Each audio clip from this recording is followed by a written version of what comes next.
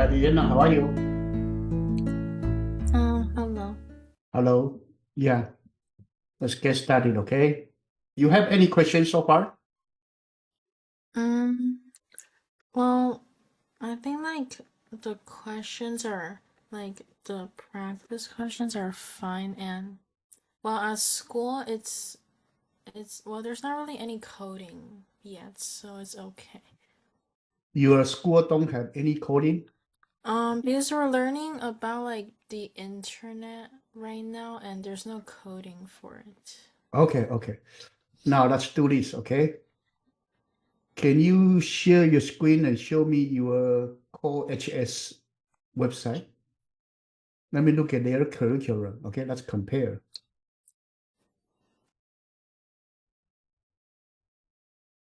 I think your teacher also Um, enter into the second half.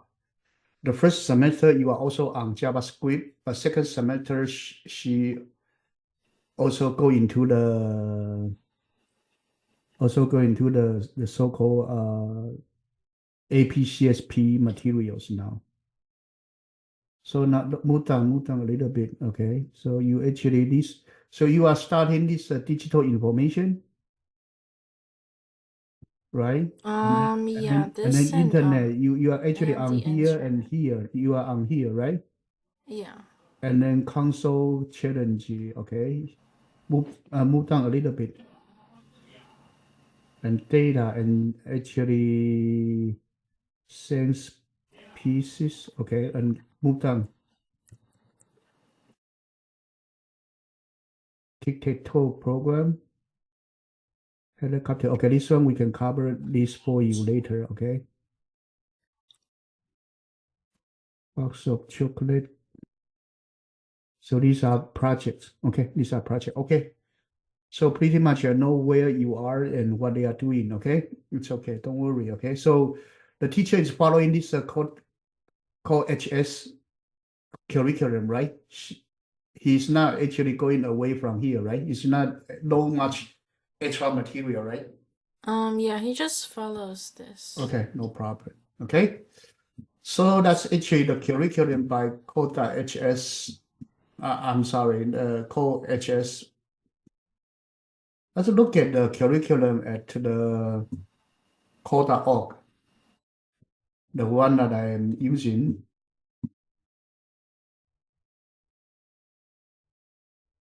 right here. Okay. So this one, I assume that I also give you the course password, right? You actually enter into here already, right? The 2000, I mean, no, that's the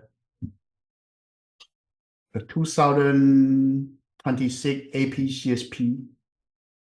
You have this, right? You have this one, right? Um, Code.org, you have this, right? yeah, So you yeah. can log in to study it. It's similar to your code HS. So you focus on your school one. But if you need extra material right here, it's actually some extra material you can study. It's also digital information, and then internet is the same, right? It's similar to your units, right? And then Yeah. writing program you already practice it, so this part is okay. The unit 3 app for variable and function, and then you have data, this loop. Data is extra. You can study the data. You can follow the chapter by chapter if you have time. Use this quota out as extra material, okay? And then cybersecurity and global impact. So these are non-programming material. You can also come to here to study, okay? Is that Okay. okay? Now, anyway, the material that I'm using right here, this one, the slices, I think is bigger than quota.org. Is also bigger than this called HS. Okay, it's way bigger than theirs because I am more complete. Okay, I'm more complete. You can know that everything they cover, I will cover, and something that they don't cover, I also cover. Okay, so don't worry about it. Our material is more completed. Okay, anyway, Last time we talked about data type. Okay, so what is binary, what is decimal, and we teach you how to convert the data from one type to the other. And we also talk about what is a rounding error, what is the overflow, or number of bits you may overflow. And we also talk about the image, video, audio, these different type of data. So for the video, audio, you can come to here to the code.org. Here to have, you go to the unit 1. They do have the practice problem for black and white image. Okay, you can come to here. If your code HS don't have that, they also have the color image. We'll teach you color image. Okay, is that okay? Yeah. Come to here. And today we are going to talk about data compression. So here you also have the compression, lossy compression, lossless compression. So these are something that we'll talk about today. Okay, so this is what today we will cover this and this. Lossy compression and lossless compression. Okay. So last time we talked about different type of data. We do have the video, audio, all kind of data. Today we are going to talk about data compression. So data need to be transformed, need to be changed the format. Okay. And then data got transformed for some purpose.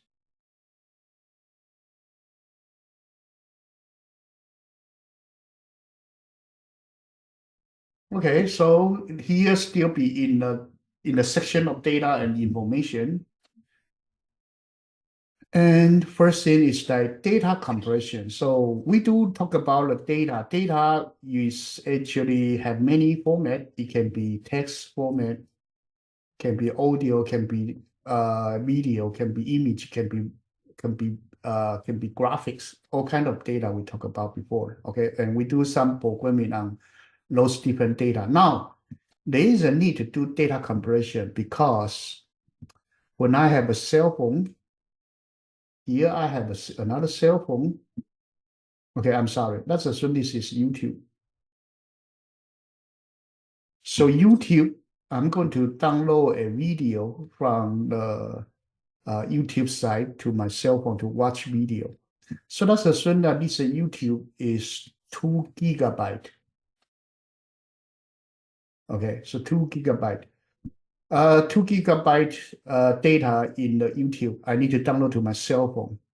If I download the whole thing through the internet and then my Wi-Fi, let's assume my Wi-Fi may only have 10 megabit per second. So that's roughly 1.2 megabyte per second. So that means if I have 2 giga, I have 2 giga is 2000 megabyte. Okay, so divided by 1.2 megabyte per second. That means this is actually somewhere around 1600 seconds. 1600, I need to download the whole thing in 1600 seconds. And 1600 seconds, that's assume 1600 seconds divided by 60. Then you got 2, 112, 400, and then this is around, so it's roughly 30 minutes to download this 2 gigabyte data from YouTube to the cell phone. That's actually too long. That's actually way too long. So that's too long. So we don't want to do that. We want to compress the data. So let's assume that we have a compression ratio of 100 to 1. So this 2 giga become 10 mega. If we 20 mega, so this 20 mega transmit over 1.2 megabyte per second. That is actually maybe just 1.6 second. The data can be downloaded. So if you compress the data to the 1 to the 100 ratio for the video, then your transmission time is shorter. Is that okay? Yeah. Okay, so one purpose is to shorten the communication time. If you transmit data from your website to cell phone. That's one purpose. Second purpose is that if you store your data to hard disk, then your original file may be 2 giga, but I want to compress to the hard disk to make it smaller. So I mainly only want to store 100 megabyte. Then my hard disk can store more things. Is okay? Is okay? Yeah. So data compression happen on 2 times. One is for data transmission. When you transmit data from one side to the other. Another time that you want to have the data compression is the data storage, when you store in the hard disk. So let me show you the data storage part. So for example, I have my hard disk right here, my E drive right here. Every day I'm grading students' material, and I have this AP CSA 26, AP CSB 26, AP CSP 26. Okay, so these different data. And then every semester finish, I finish the data. So I will back up the whole thing. So I back up the whole thing to my extra hard disk. It actually called, let me show you. That's in my F drive. So normally I'm using C drive and E drive. These are my hard disk. And my F drive is a 20 terabyte. 20 terabyte, or actually it's 10 terabyte, 10 terabyte super big hard drive. So right here, I back up my material over here. So I back up several machines from my previous use. Actually, this hard disk image, I already built it for more than 20 years since I started work. Every PC I'm using, I back them up to my own hard disk. So right here, you can see it's a Cheerio, Hawaii, Hornet, Mango, okay, sugarcane. So this sugarcane is my computer right now, okay? The other computer is my older computers. So this is sugarcane, I have this one, and then you see everything that I teach before, AP government, AP Euro, AP pre-calculus. These are study material that I download for my son. They all have the zip file. They all be compressed. So this way, in this way, it's total. My hard disk is smaller. You see, actually everything is in compression. So it will make the file smaller, and then my hard disk can store more things. It's okay. Yeah. And also see here, it has a photo. So photo, I have the whole family photo for my family. My son's photo when they are very little. So this is a photo image I pick up more 2001, 2002. So here we do have 2005 photo, 2008 photo, 2010 photo. Every year I pick them up. Those photos I take from cell phone will be there. So that's pick 2005. So this is a zip file, and I use zip, and I can look into this using zip tool to look into it. So here are some image file that my wife, let me choose another one. This is my elder son when he's only 5 years old, maybe. Right now he's 26 already. Okay. So everything's backed up in zip file, so we can store more photos. So many years of photo are there. So that's the purpose of doing storage. You try to store the data, make it smaller so your hard disk can store more things. Or you want to transmit your video, you want to make the file smaller so you can actually transmit more data over the time. Okay. Okay, so that's the purpose of doing a compression. So there is a need to represent the binary value, and then you will do data compression on your data. Okay, we want to do that.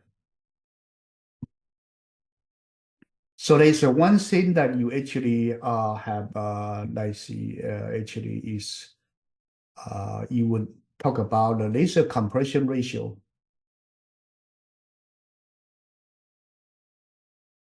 So compression ratio, that's assuming your original file is like your original file size.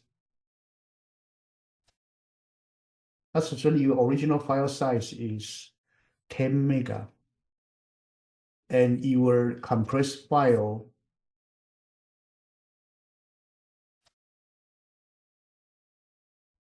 is 1 mega. Then your compression ratio will be 10. Is okay? Yeah. Your original file divided by your compression ratio, that's actually 10. Now, that's one way to do it. The other way to do it, to look at the compression ratio, is you have the whole file that's actually 10 mega. And after compression, you only have 1 mega. Okay? So the amount of the data that you compress is 10 mega minus 1 mega divided by 10 mega. And this one give you 90% compression ratio. So if you are looking at the percentage, the amount that you compress is the original file minus the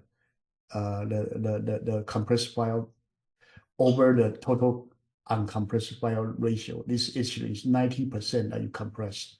Is that okay? Yeah. And if you compare the original file over the compressed file, then your compression ratio would be 10.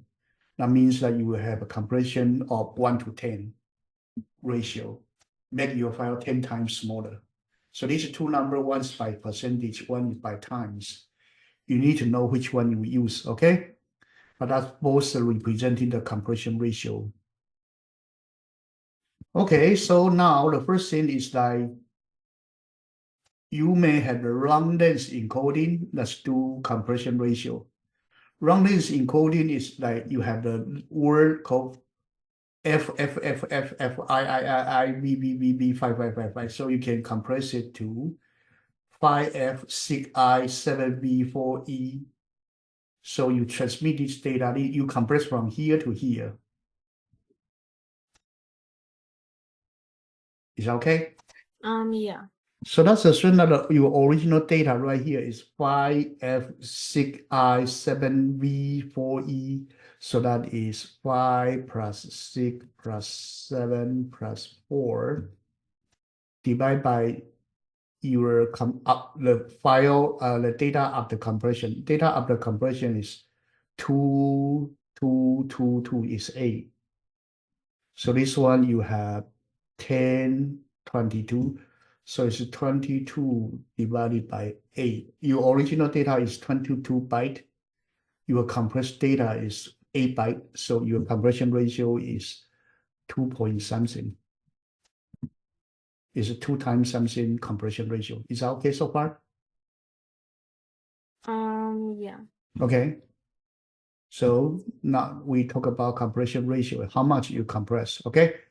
Now, next one you need to know is that compression, you do have two type of compression. One is lossy compression, one is lossless compression. So lossy compression may lose content. You compress the data and you may lose some detail, but it's okay. We call it lossy compression. Lossy compression is no loss. You compress, but you can recover the data. If you can recover the data, then it's lossless compression. Is that okay? Yeah. So let's look at what is lossy compression. Lossy compression is, for example, we talk over the phone, or right now we are using Zoom to talk about something. So if in the middle something missed or you did not hear it, is that okay? That actually is okay because we can talk about more to you can know what I'm talking about, right? So Zoom or YouTube is lossy because they transmit the data, the video to you, but if something happened in the middle, they don't care. Then lossy is okay. Does that make sense? Yeah. Okay, so that's actually lossy compression. So lossy compression usually when you are using the phone, IP phone, internet phone, or you are looking at a video, your data lost a little bit or the image actually become black and white. You don't really care because you still know that it's a person over there. You don't really lost a lot of data there. It's okay. Lossless, on the contrast, is different. Lossless means that, for example, I send you an email, and the email has a Costco digital certificate for refund, for not refund, okay, for the Costco award, okay, Costco every year give the some sort of credit to their customers. So, for example, you got a $200 check from Costco. Then that $200 you cannot lose it because the data is very important. And they say you a digital code 225544, and then you go to Costco, and then you can redeem that credit, right? So can you lose the data? No, this one you cannot lose the data because if you were 200 lost a zero, then you are in big trouble because the certificate cannot be used. Or the certificate number, you lost it, then the certificate cannot be used. So those kind of transmission, for example, transmit some valuable items such as a certificate or email or something that actually your birth certificate or something over the internet or your high school transcript. You cannot allow those data to go wrong or your deposit to the bank. Those kind of data you cannot afford it to be wrong. Then those data need to be transmitted using lossless transmission. Does that make sense? Yeah. So there are two types of compression. One is that when you lost something you don't care, that's lossy. When you lose something you do care, that's actually lossless. You cannot lose it. Okay. And then if the data is like phone type or something, you would need to you can use a lossy. And if you are looking into the something that's valuable, such as a check or email or something that actually in text, usually is lossless. Okay. Okay, so these are two different type of the compression, and today we are going to cover these different material. And in the AP exam, they will ask you which one is lossy compression, which one is lossless compression. You need to identify them, okay? So when we go to the problem set, we will see that, okay? Is that okay so far? Yeah. Okay, so first one is, let's see, there's a LGW algorithm. This one actually is a compression algorithm for zip. Okay, that's one thing you need to understand. Need to learn. Another one you need to learn is the JPEG. These are two major compression algorithms you need to know. And then number three is MPEG. MPEG is for video, JPEG is for photo, and then zip is for data file. Okay, so these are three different type of the data you need to know. Okay. So first one is the image. So if you compress this image, this one I think is original. This one is after compression. It actually is lossy compression. So these two files are different. After compression, you actually lost something. But this is actually 62% smaller. Okay? Can you see the difference? Can you identify the difference? Not really. Not really, right? So that actually is the purpose of lossy compression. Means that they may lose some detail. If you zoom in, you can still see a little bit of the difference, but those differences is actually virtually useless. Is that okay? Yeah. So the two image look practically identical. That's the purpose of a JPEG. So JPEG is a compression algorithm that compress photos, okay? And they are not the same. JPEG and original photo is not the same, okay? Okay, first one, let's look at the text compression. Text compression is lossless. It actually is cannot have error, okay? And the data can be recovered. So one thing you need to know about a word is what is lossy compression, what is lossless compression. So lossy compression is the algorithm, is a compression that may lose some detail, but still be useful. That's lossy compression. Lossless compression is compression algorithm that original data can be perfectly reconstructed, can be recovered from the compressed data. That is lossless compression, okay?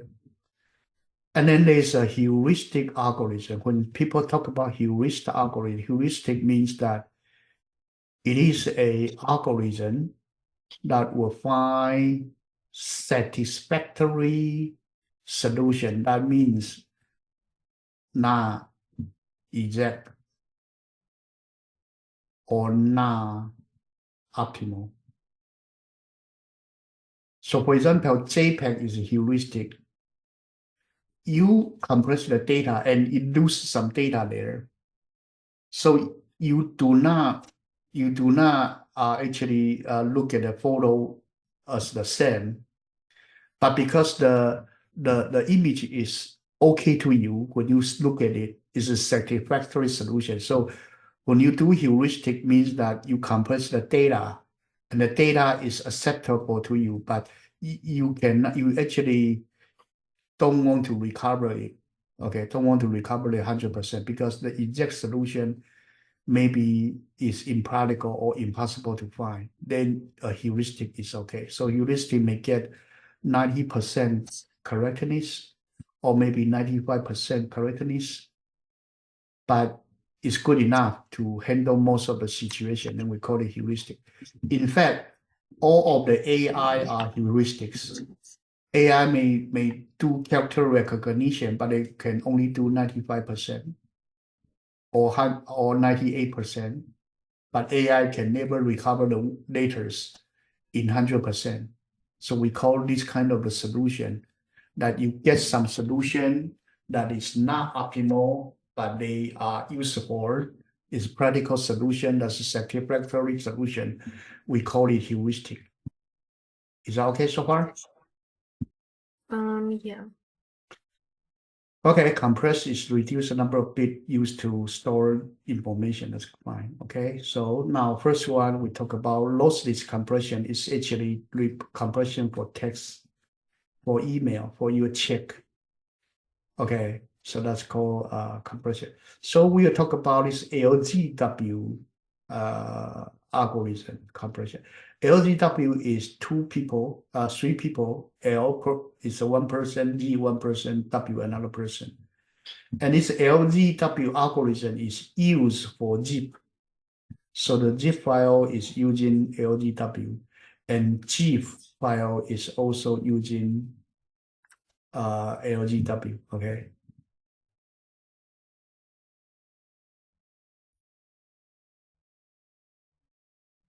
Okay, let's look at this video by Kota O for the data compression. This one is very simple, okay? This is the quickest way to go from AI beginner Let me to turn AI it to be louder, okay? 2026. Watch this. Let me make So it louder, this is okay? Sorry. the most dangerous person in the room. One habit changed everything. I replaced social media with micro learning. Now instead of Don't worry, right now still be yeah, the 15 minutes a day advertisement, okay? Let me use break it, okay? AI. Let me skip it. Writing. Okay. Can you hear me? My name is Aloe Black, singer, songwriter, and just Yes. when it became more and more important for artists to have a presence on the internet, I quickly developed the skill to build a website, get online, use my knowledge of coding to make it so that people could learn more about our music. Every bit of data or information can be stored digitally, Whether it's numbers, text, pictures, music, or video, all of it can be represented digitally. That means the information can be represented by electrical signals that are on or off, or as ones and zeros, so to speak. But representing information in ones and zeros can take up a lot of space. For example, if you wanted to store a 3-minute song digitally, it would take up over 30 megabytes of space. A 1-hour HD video would take 800 gigabytes. In the real world, digital information is compressed to take up less space. A 30 megabyte song can be compressed down to 3 megabytes. An hour-long video can be compressed from 800 gigabytes down to just 1 gigabyte. Sometimes compression is lossy, which means that to save some space, some of the information is thrown away. For example, an image can be compressed to a lower resolution to lose some detail.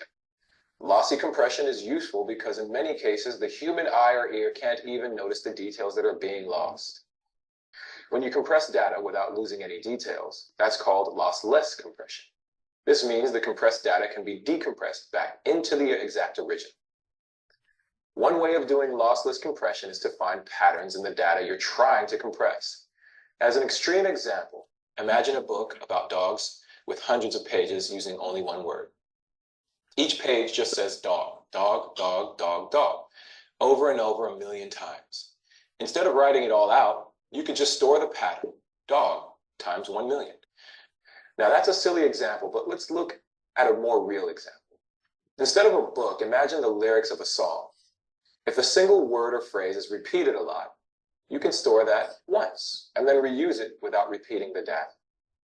Let's see how this works with a simple text compression widget. This widget lets you experiment with compressing text. You want to represent the original text with as few bytes as possible. The widget lets you try compressing different ways and see it as it happens. Let's see how it works. The widget shows you some text to compress.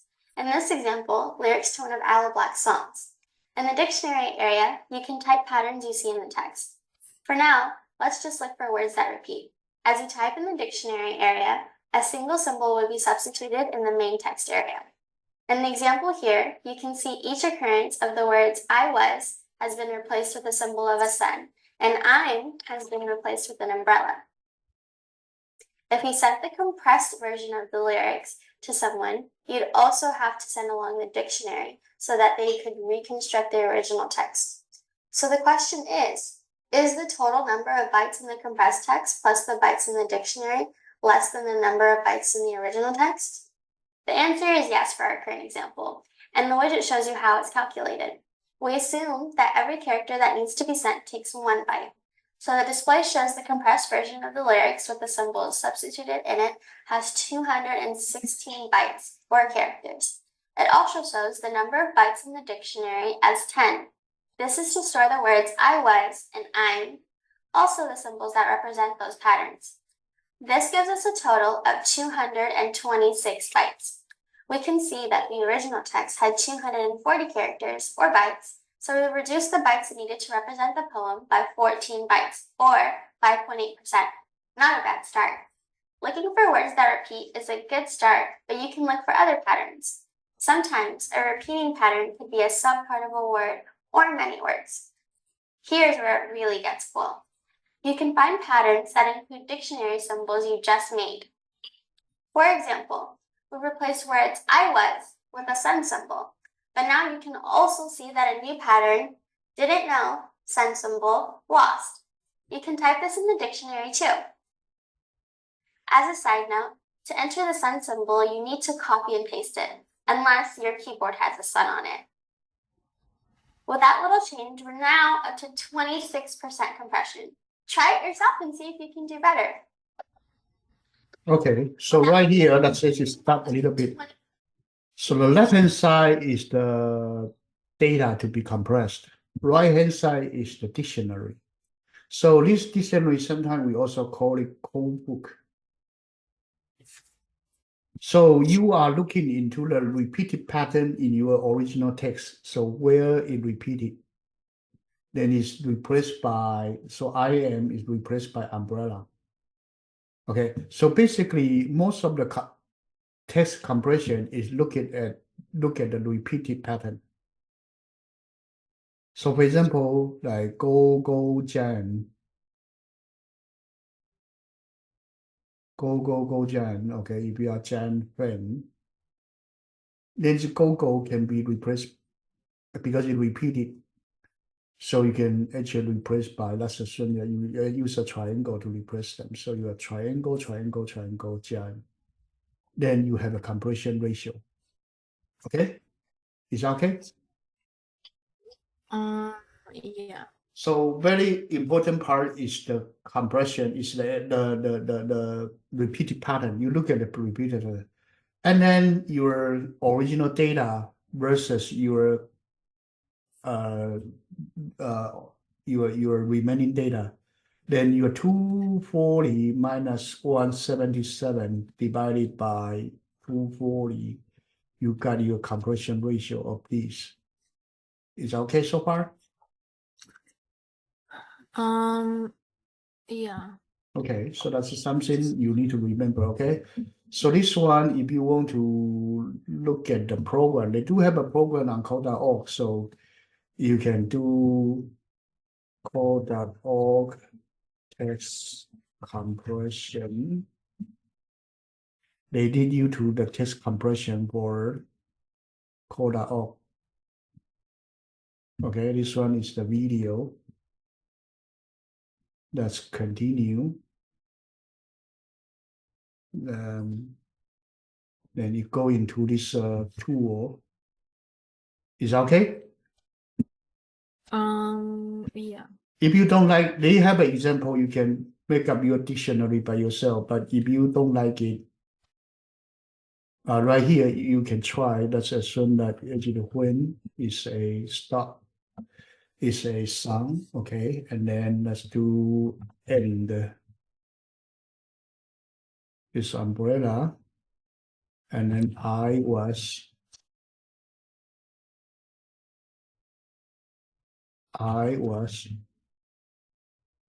is a snowman, okay? And then lost. Okay, is that okay so far? So you can do experiment, build up your own code book or dictionary. Why is dictionary? You know, dictionary actually is a symbol versus data. Symbol versus data is the same as the dictionary in Python. Do you remember the dictionary in Python? So the original word versus the symbol, original word versus the compressed symbol, is called a code book or dictionary. Is that okay? Yeah. Okay, anyway, you can try this website by yourself later, okay? You can try this text compression. This one I send it to you. Okay, so that actually is telling you the purpose is that you actually look into the repeated pattern. Okay, you look at it, it's a repeated pattern. Let's finish the video, okay? 6% compression. Try it yourself and see if you can do better. The repetition in a song lyric or poem is obvious, but really any form of information can have repetition or patterns in it. They're just not as obvious. For example, an outdoors photo can have a blue sky, and instead of storing every single blue pixel, that can be compressed. With the amount of information that's digitized and sent around the internet every day, there are much fancier ways to compress the data. Data compression is now built into how every picture, a song, or movie is stored. And almost every web page you visit is compressed as it's sent to your device. All these compression algorithms have one thing in common. They all aim to represent the information in the smallest format possible, in a way that can be decompressed to reconstruct the original, or at least something close to it. Okay. Now, so we finished this one. So basically, compression is looking into the repeated pattern and then try to replace by a new symbol, and the new symbol and the old symbol, you do have a dictionary. Okay, the dictionary is called code. So you do compression like that. Okay.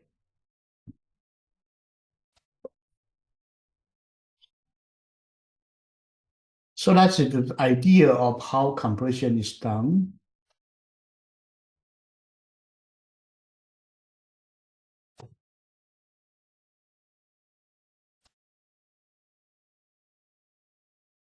So you can use a human to do data compression. Okay, you look at the pattern by your eyeball. Okay, but nowadays people do use algorithm. Okay, computers to do that. Okay, so right here talk about the code original message to compressed message.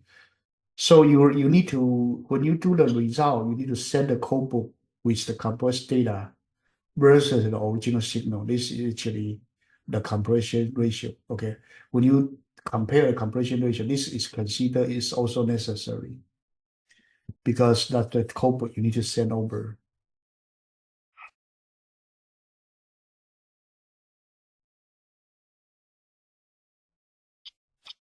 Okay, so heuristic is not an exact solution, maybe only 90% okay, but exact solution is 100% okay. But sometimes heuristic is okay because it will make the time shorter. Okay, it will be faster using heuristic. Okay, next one we are going to look into the LGW algorithm. This algorithm is used for zip. So LGW is a lamp zip, and Welch. These actually three people. These are three people who invented this algorithm. Okay, let's look at it. It's another video, okay?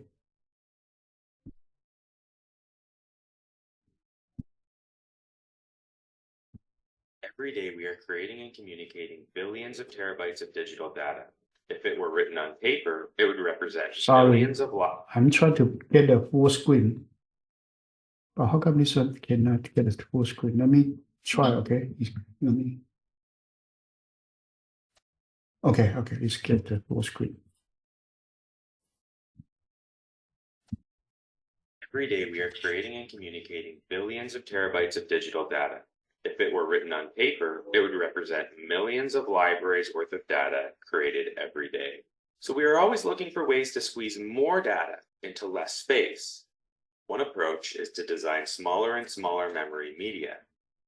But no matter the medium, there is a second mathematical tool we can use if we take advantage of the patterns in our data. We can use them to compress the size of our files as much as possible. The challenge is to do this compression in a way that enables us to reverse the process and uncompress the data without losing any information. This idea is known as lossless compression. Before the era of computing, we confronted this problem whenever we communicated over long distances, when we wanted to shorten our messages without losing any information. For this, people devised codebooks which map a specific set of common phrases into short letter sequences or codes using a lookup table. For example, the Siemens codebook contains common phrases used at sea, such as, "I have one anchor on board." Okay, so this code book right now, what you are looking at is the old time, maybe 1920s code book. And then people who are seamen, so the seamen try to send the signal using the flag, okay, using the signal on train on the boat on the ship to transmit the data. So if they transmit AAA, it means that driven by her anchor. Is okay. So Yeah. AAF is another sentence. Okay, so these are the code book that actually the seamen are using. Okay. Which can be expressed in code as AAC. While the Cotton Merchant Codebook maps the phrase, "our prices are below surrounding markets," to the word glass. So if two people share a copy of a codebook, they can communicate long phrases in just a word or two without losing any information. But there is a problem with this codebook approach, because these codebooks don't contain every possible sentence you might want to send, just the most common sentences for a specific kind of conversation. And if the type of conversation changed, the codebook would no longer be usable. This problem leads us to a more general approach where a single codebook is used no matter the type of conversation we are having. For example, one way we could do this would be to create a codebook based on the words of a given language.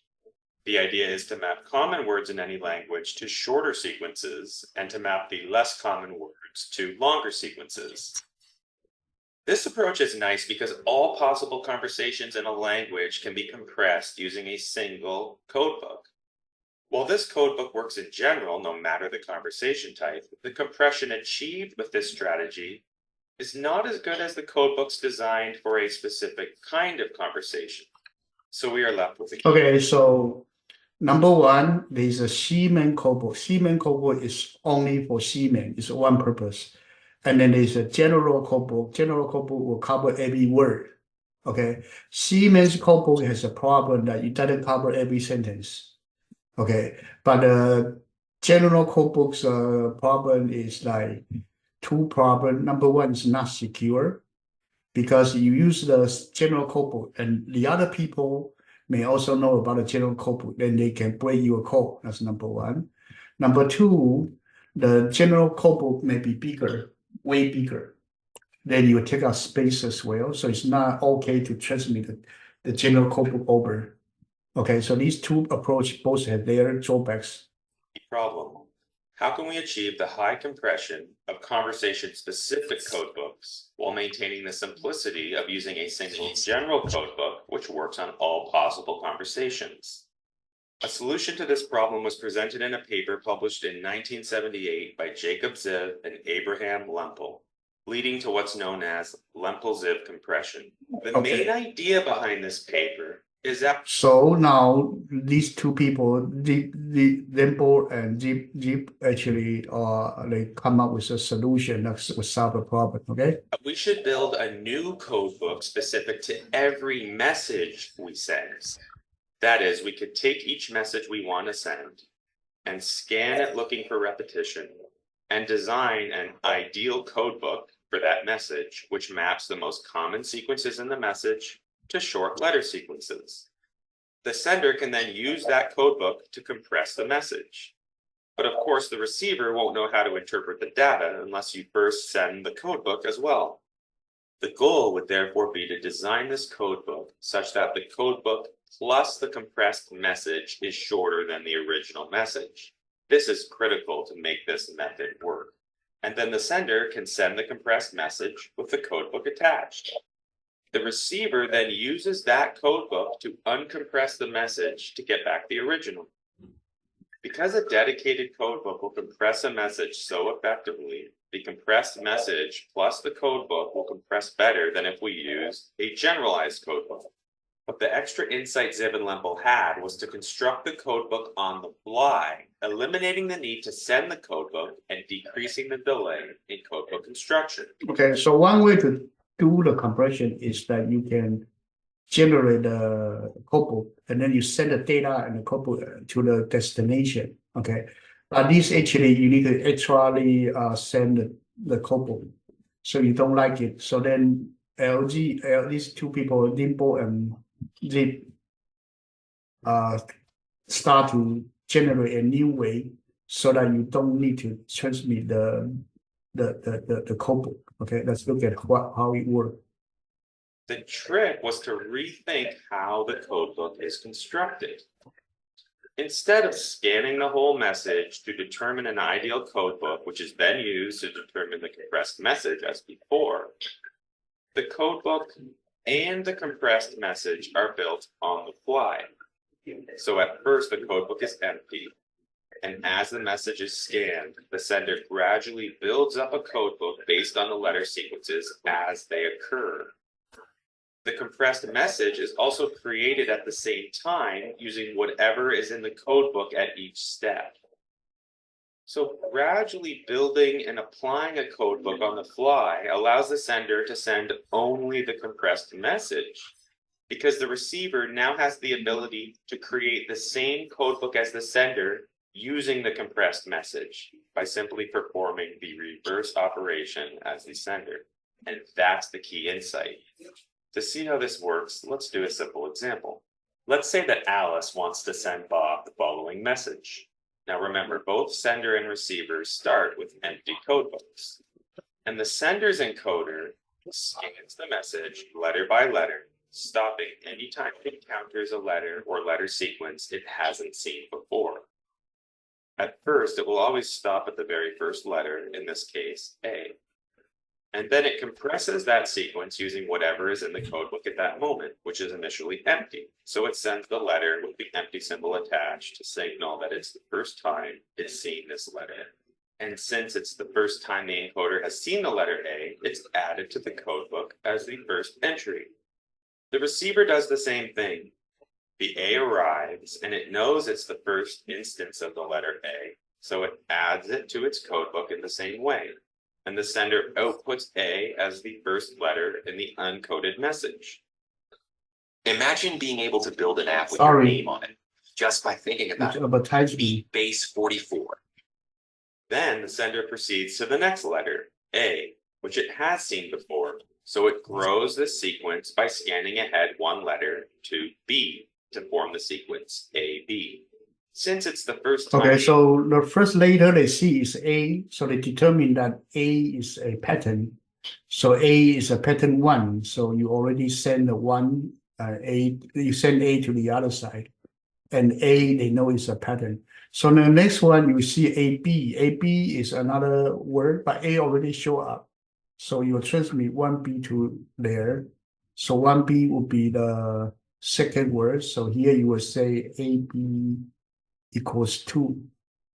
AB equals 2. So next time 1B show up, then you will use 2, okay, instead of using the AB. So that's the Encoder has seen the letter sequence AB, it stops here. Instead of sending the sequence AB, it compresses it according to what they know is in the receiver's codebook up until that point. And this will always be the current sequence minus the last letter. In this case, this is A, which is in our codebook as A equals 1, thus sending AB as 1B. Finally, it adds this new sequence AB to the codebook as entry 2. On the receiving end, 1B arrives, and the decoder knows that 1 equals A, and so it outputs the uncoded sequence as AB, and then it adds AB equals 2 to its codebook in the same way as the sender. The sender proceeds to the next letter A, which it has seen before, so it scans ahead one letter to B, leading to the sequence AB, which it has seen before, so it scans ahead again to form the sequence ABB. Since it's the first time the encoder has seen the letter sequence ABB, it stops here. It compresses it according to what they know is in the receiver's codebook up until that point, for that sequence minus the last letter, in this case AB equals 2. So it sends ABB as 2B, and it adds this new sequence ABB to the codebook as the third entry. On the receiving end, 2B arrives, and the decoder knows that 2 equals AB, and so it outputs the uncoded sequence as ABB. It then adds ABB equals 3 to its codebook in the same way as the sender. The sender proceeds to the next letter A, which it has seen before, so it scans ahead one letter to B, leading to AB, which it has seen before, so it scans ahead to form ABB, which again it has seen, and so it moves ahead to ABBA. Since it's the first time the encoder has seen the letter sequence ABBA, it stops here. It compresses it according to what they know is in the receiver's codebook up until that point. In this case, ABB equals 3. So it sends ABBA as simply 3A. Notice this time we compressed a 4-letter sequence down to 2. Finally, it adds this new sequence ABBA to the codebook as entry 4. On the receiving end, 3A arrives, and the decoder knows that 3 equals ABB, and it outputs the uncoded message as ABBA. It then adds ABBA equals 4 to its codebook in the same way as the sender.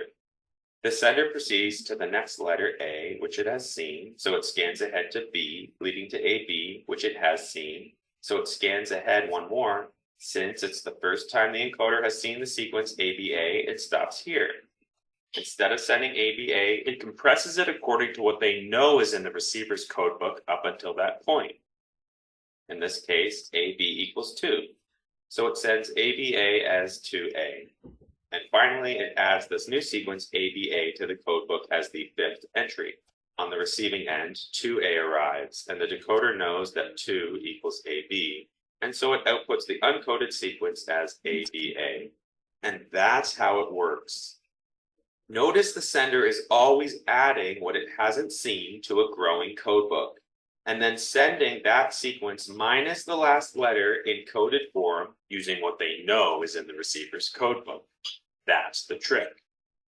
In this example, we're using a communication context, but even outside of communication, anytime we are storing data on hard drives, this method is used widely, from compressing DNA sequence to the popular zip compression protocol.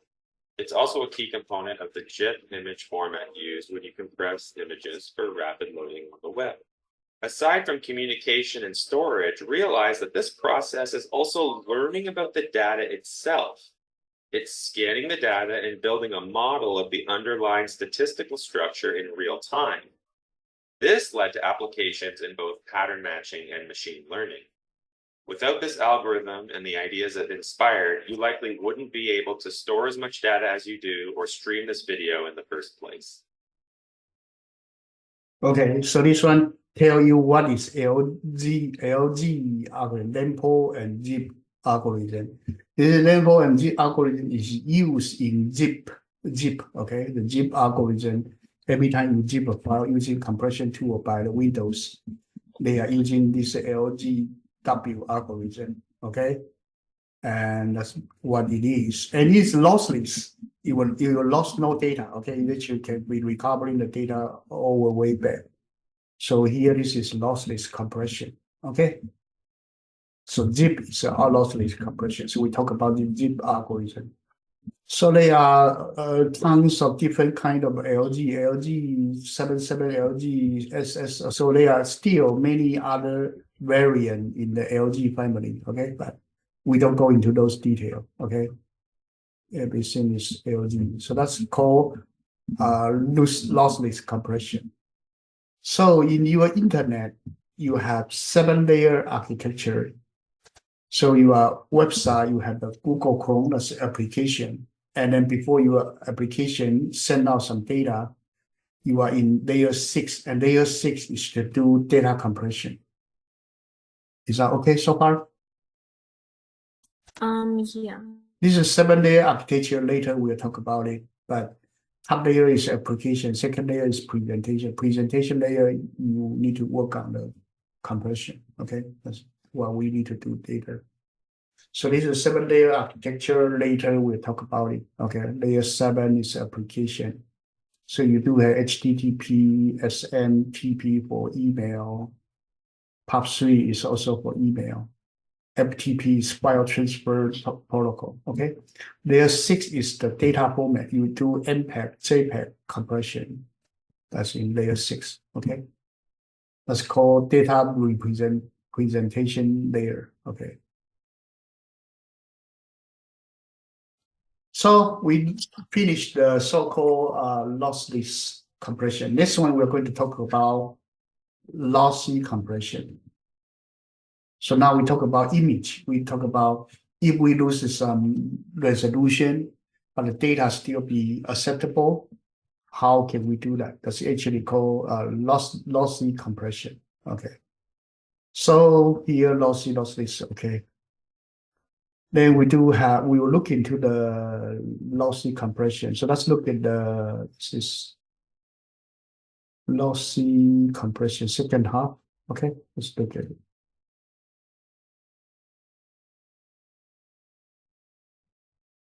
Taxes is feeling. Let me see. I think this one we already finished. Okay, I'm sorry. I think this one we already finished. So let's don't do it.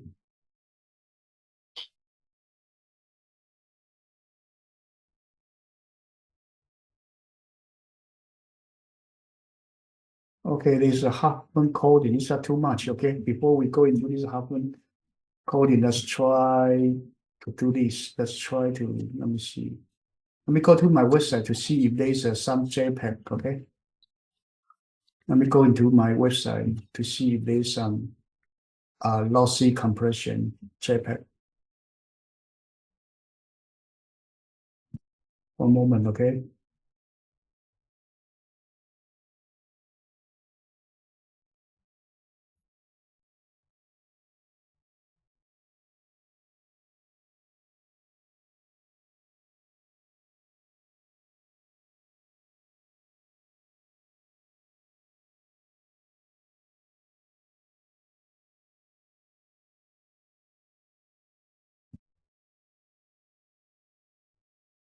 So LDW heuristic image compression.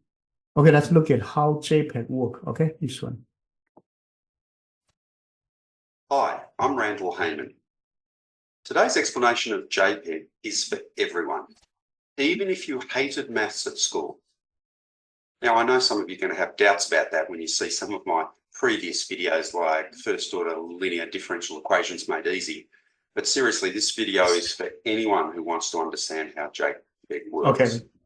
First thing So is that lossy compression, you may lose data, and this one is called JPEG. Okay, JPEG is for JPEG is for image compression. So J is called join, P is for picture, E is for expert, G is for group.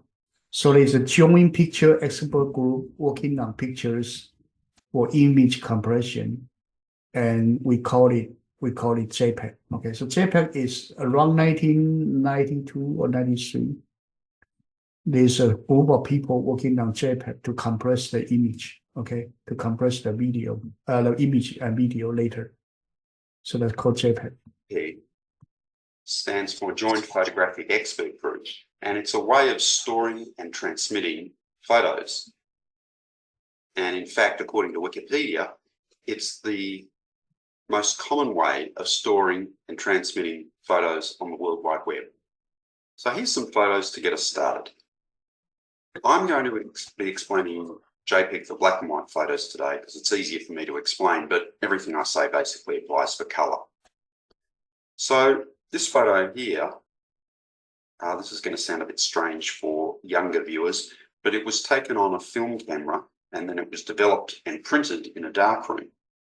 So I have this physical photo at home.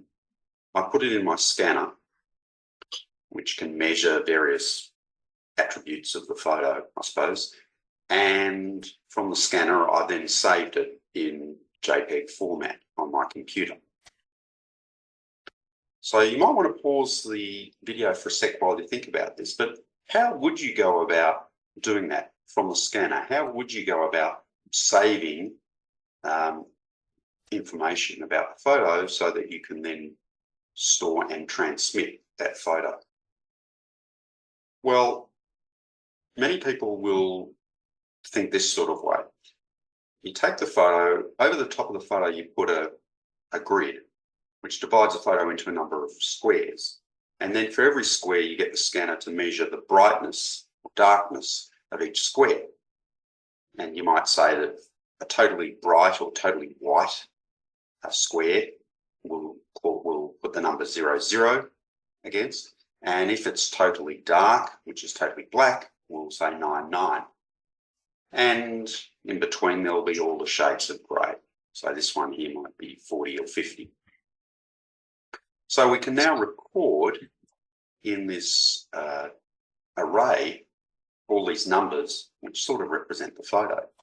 And so we can store and transmit those numbers. Whenever the photo is retrieved, the computer will just look at those numbers in the squares. Okay, so each pixel is let's assume that it's black or white. So each pixel, if you, right now they are using 0 and 99, but in fact, white is FF, and then black is 0, 0, okay? But here is actually reverse, and actually they use 99, and this is 0 to 255, okay, 0 to 255. So usually that's the way you transmit the data, okay? But if you do have the RGB, you have red, green, and blue, then red is one image, G is one image, green, blue is another image. Okay, there are 3 data being transmitted in 3 channels. So black and white is 1 channel. Okay, gray label is 1 channel. Only the brightness channel. If you are color you have 3 channels. You need to send red 1 image, green 1 image, blue 1 image. Is that okay? Yeah. Now we look at each one of the image. So gray is 1 image. Color with 3 images. We look into each image how they are compressed. Okay. Use that to recreate a square that is bright or dark according to the number that's in the grid, and then some sort of approximation for the photo will then be produced on a computer. So how does JPEG improve this situation? Well, here are the numbers I had up before that represent part of the photo. And what JPEG does is it represents that part of the photo with only a few numbers. So rather than needing all the numbers I've got there on the left, we'll only need a small number of numbers that I've got on the right there. So because there's less numbers, it means that it's quicker to store information, it takes less memory to store it, and it's also quicker to transmit and receive photos.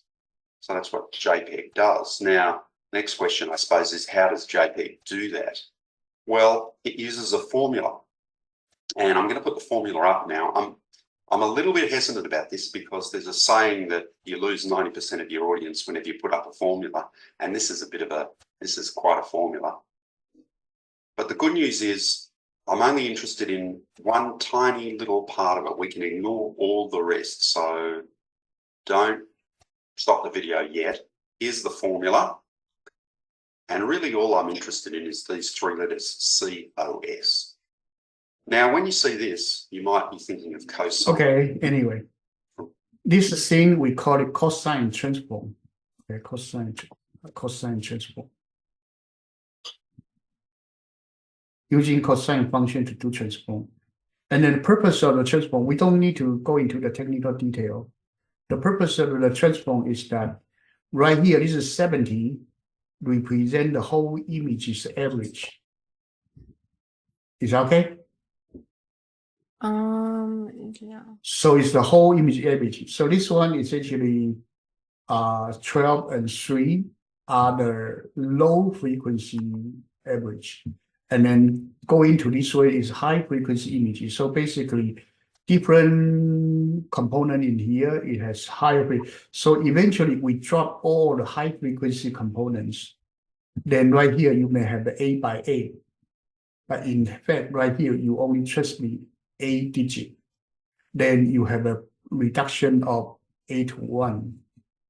That's the way we do cosine transform. Okay.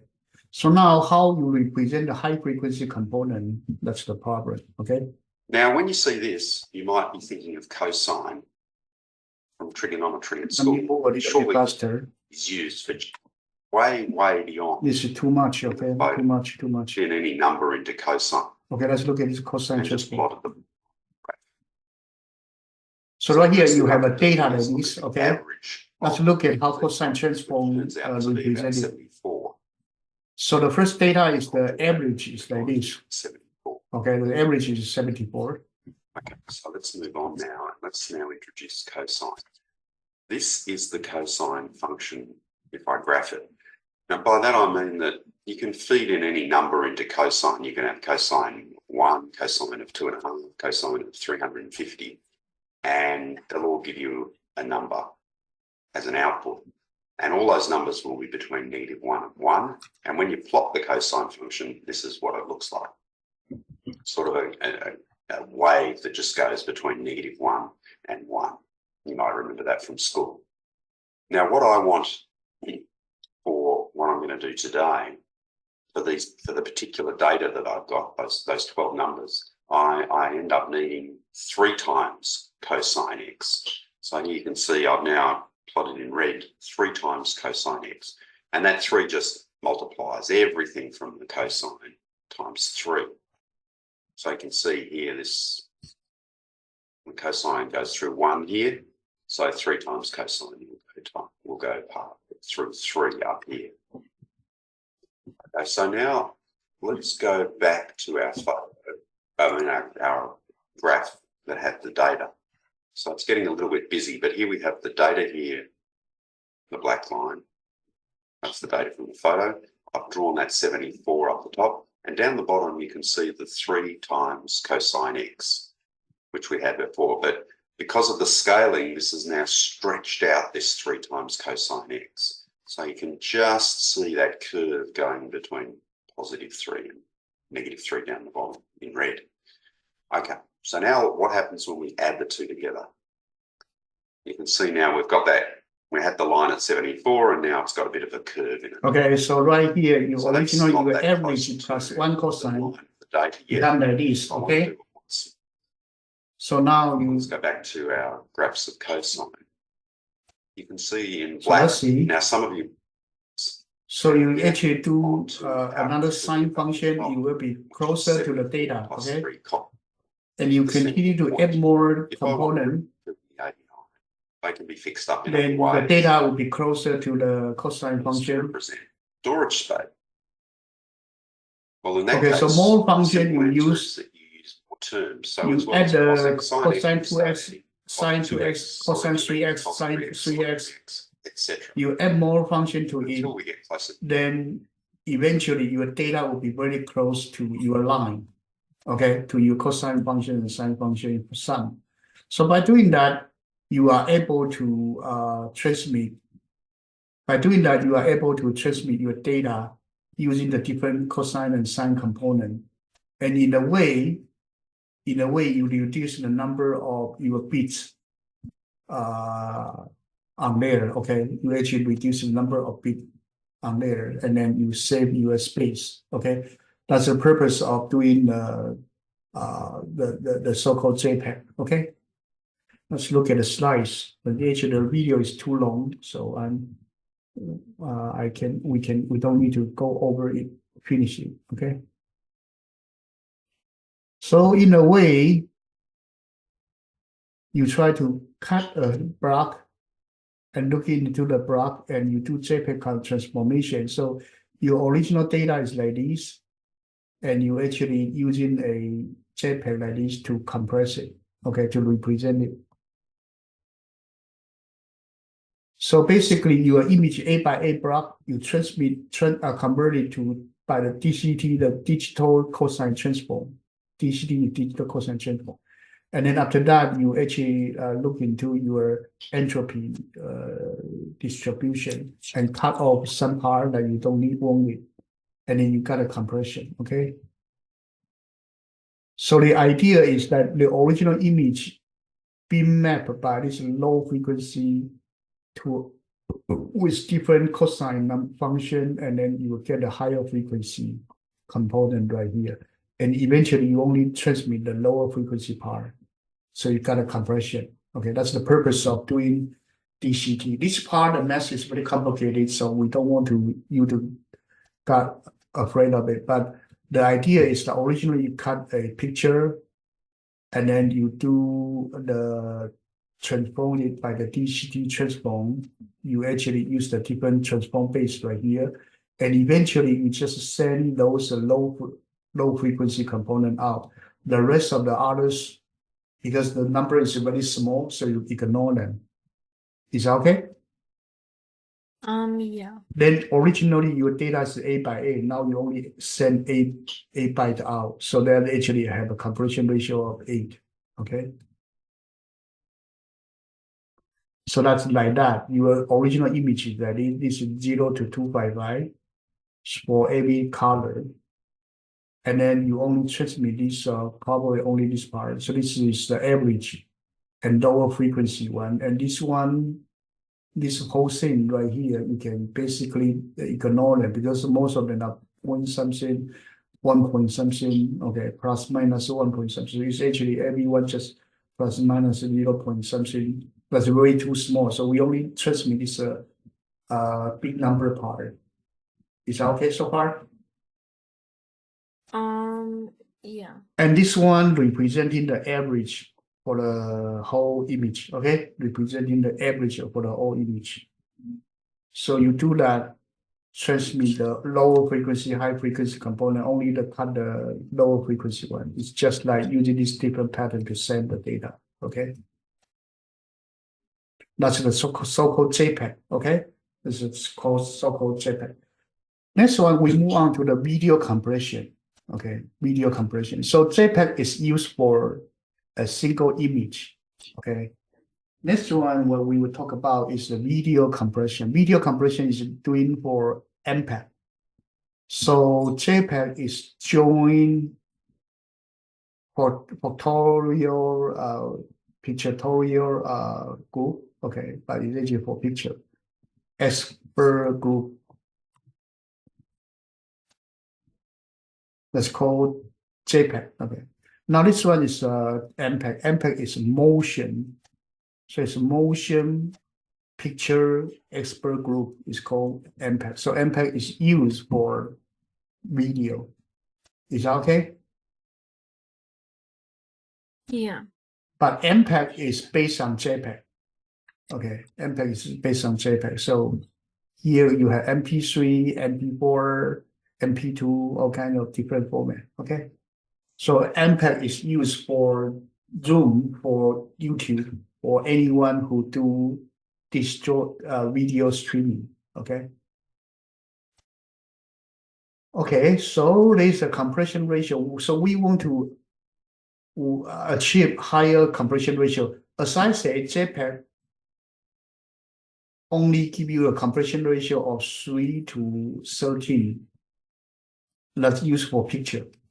But for video, that's not enough. Video, we want to compress a compression ratio of 100. So you compress only the image is not enough. We want to have another factor of 10 compression for the video. Otherwise, your image cannot be transmitted fast enough for a video. Okay. Now, so then we need to talk into the different frames. So when you transmit your video would have many pictures. So there's a person running in the middle. You don't compress every single frame, because you compress every single frame and transmit every single frame, then that takes too much time. So you only compress some of the frames. That's assume that you compress this frame and this frame. And in the middle, you actually generate a frame to predict them. So you kind of compress more, okay? So let's assume that you actually have a background houses and a car. So this video, we do not transmit it. We only send these cars the difference part.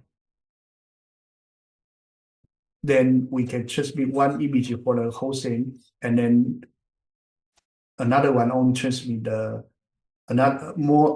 many other just transmit the moving part. So you do motion estimation to reduce the number of the bit to transmit.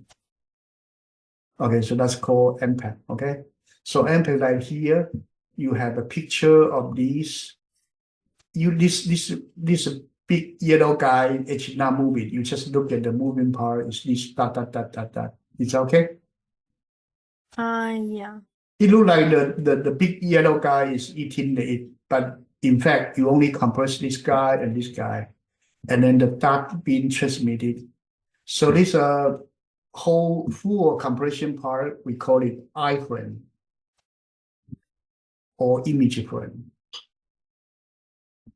And then you have previous frame, P frame, you predict it, or you have backward predict frame called B frame. So these two frames, we don't send the whole data, we only send the dots. Is that okay? Yeah. This is called IBP. So right here, this one we do full JPEG. So JPEG a ratio of 8 in this one. And then this one using only sending the differences part in the P frame and B frame, then we get another factor of 10 compression. So we try to get a factor of 100 compression by doing this. Is that okay? Yeah. So iframe, we call it intro frame, and it's independent frame. So these frame are fully compressed, okay? And then you do have the P frame for predictive frame. You predict the next picture, or you backward predict, you call B frame. Okay, so there's a B frame and P frame. Okay, bi-directional predict code. Okay, so you would, when you do MPEG, it really send two iframe here, and in the middle you do a lot of P, B, P, B, P, B, B, B. Is that okay so far? Yeah. Only iframe are fully compressed. The rest of them are being just using the motion estimation part. So for example, your full compression part, you send this one fully compressed, fully compressed. The rest of them only the part that is moving, being transmitted. Is that okay? Yeah. This is the idea of MPEG, okay? This is the idea of MPEG. So your video is transmitted by using this. Okay, right here we only teach you the idea of MPEG. Okay, you don't need to go into the detail of how MPEG is done. That's too much. Okay, that's too much. You just need to know about how the video being compressed. Okay, so your original picture is like this. Your previous picture is like this. So this one minus this one, you got a difference. So you transmit your original data and the difference data, and then use these two sum together, you get the new data. Is that okay so far? Yeah. You do that. So you actually fully compress this one, also send the difference here. And then once you receive them, you actually sum them up together to get the next one. Okay? That's the idea of MPEG. Okay. Other than that, it's okay. So we basically today goes through lossless compression, lossy compression. Lossless compression is using LGW. So we talk about how LGW being transmitted. The lossy compression, we look at the JPEG, that's for picture. And then we also look at the MPEG, that's for movies. And for movies, we look into not only the picture compression, we also look into how to use the prediction and backward prediction to get the differences image, okay, to do the compression, okay. So that's this chapter, today's talk. Any questions so far? No. So you can look into here. There are more video you can watch. Okay, there are more video you can watch over here. Some of them are outdated. I think some maybe the owner deleted or something. I'll look into it. Okay, give you a new video to replace it. But there are small video you can do it, and you can also go back to look at the code.org or your code HS data for the unit 1 and 2. Okay, for the data part. And next week we are going to go into the information. Next one, we will go into the data and information for the machine learning and the more serious part. That's the section 3 for the data and information. So what we do right here is the data and information, we divide it into 3 parts. The first part is the data type.